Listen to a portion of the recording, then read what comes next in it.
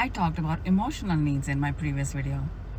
Today, we are going to talk about the spark, the sexual spark. People commonly use sexual attraction, physical attraction, sexual chemistry interchangeably.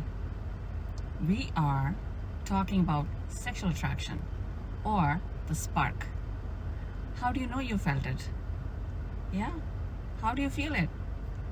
Well, when you are passionately attracted to each other, some of the signs would be like you want to be around each other more, you desire to touch each other, your heart races, you get butterflies in the stomach, you can't stop smiling and laughing around each other, you're flirty, you lust each other, you lose track of time, you just want to focus on them.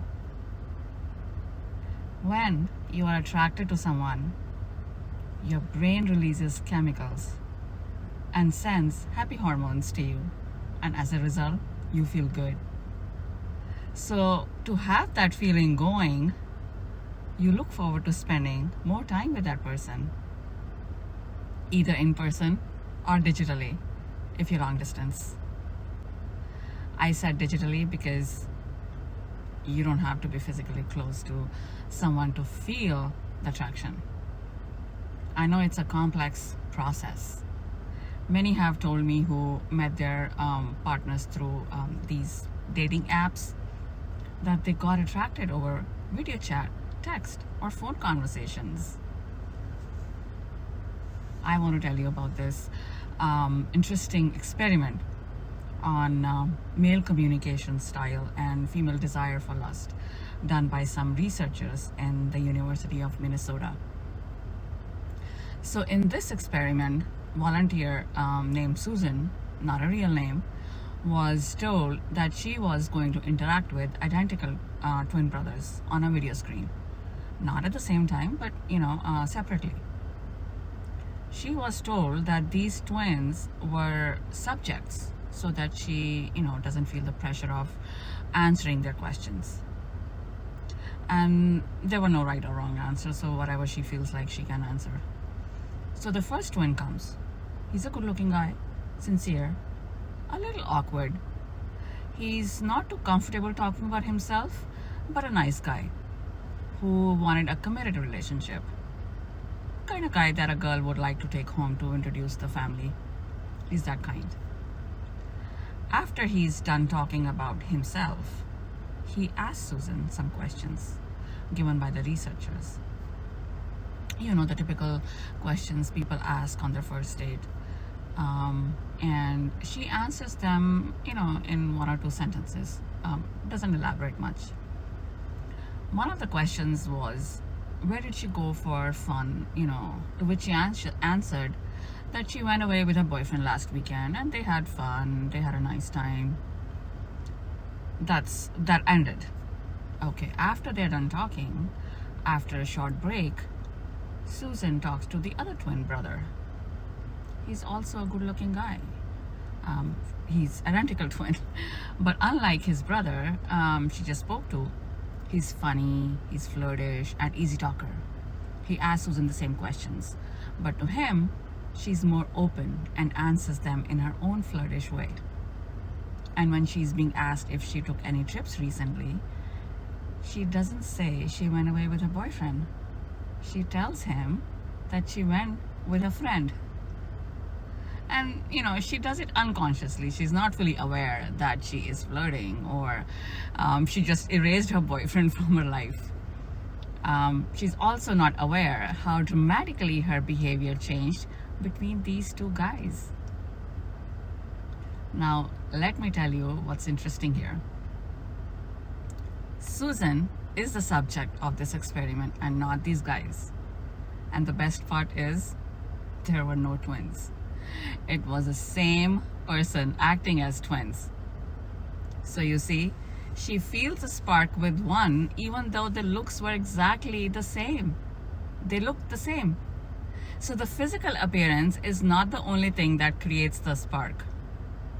Many factors come into play that can create this attraction, like the demeanor, voice, body language, how people conduct themselves.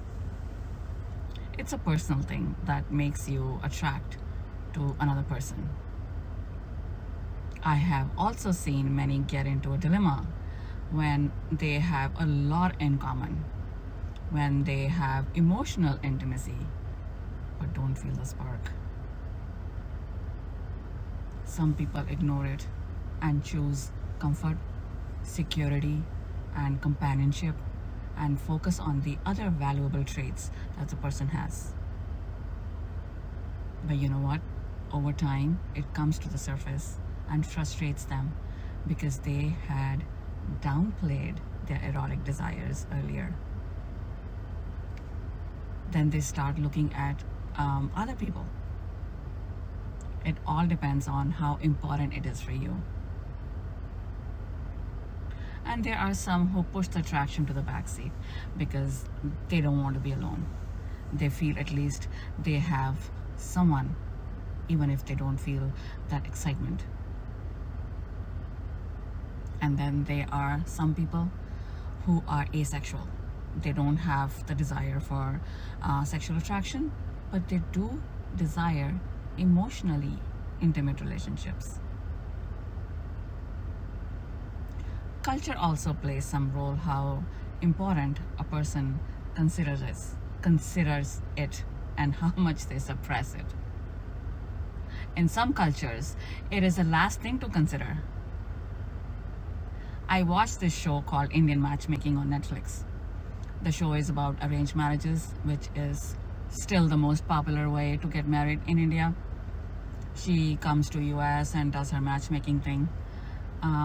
When some of the clients tell the matchmaker that they don't want to pursue this particular person because they don't feel attracted, they didn't feel the spark, and it baffles her and frustrates her because she doesn't consider the sexual attraction an essential ingredient for marriage.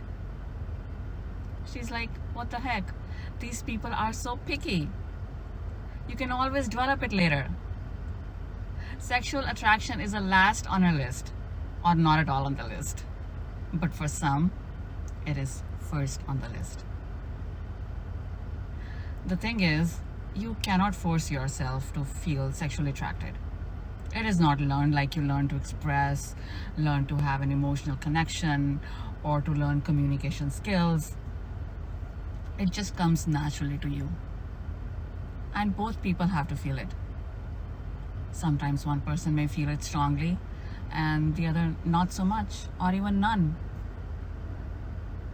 Some experts say it can be developed. But the question is, how long does it take? How long should you be looking out for? You can't be with a person for 1 year, for instance, and say, I'm still trying and looking. No, that's too long. The best way to find that out is to spend more time together. Try going out and doing some fun activities together that keep you physically close and see how you feel. Only you can tell if there is any attraction or not. If you still don't feel any, if you constantly question yourself that you are not attractive and don't feel it, then it is time to be honest and true to yourself, what you want, and be true to the other person also. You gotta be sincere and let them know. You just can't keep stringing the other person along. Sexual attraction does decline over time in long-term relationships. It is normal. But the good thing is that it can be reignited. One way is by talking about those exciting moments that you can bring back the butterflies from your initial days together. Communicate openly and resolve if you have any buried resentments that is blocking you feel that feeling. It keeps a relationship alive and exciting, whether it is new or you have been together for a long time. It makes the difficult parts of a relationship easier. Every case is different. For some, a spark is the only thing they have. It works for short term, but not if you want to have a long-term, meaningful relationship. It doesn't guarantee that you will have a successful relationship. Many situationships start with lust and desire, but I have seen that some people take this lust to the next level to develop a deeper connection, to develop it into something substantial. They will dive deep into knowing the other person more and more. So everyone moves differently. So it's only you who knows how important it is for you, if it is your top need or if you can work around it. Like I said, only you can tell. While you figure that out, I will go in and join the get together that I'm here for.